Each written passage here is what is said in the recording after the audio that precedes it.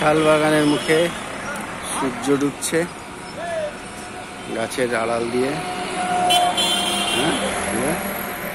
এই শালবাগান,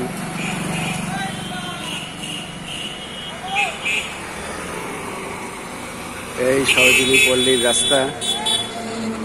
এই এদিকে গেলে কি দিদা? হেলাবটতলা, তাই তো। সুন্দর গাছ, রাস্তা এখানে। হ্যাঁ,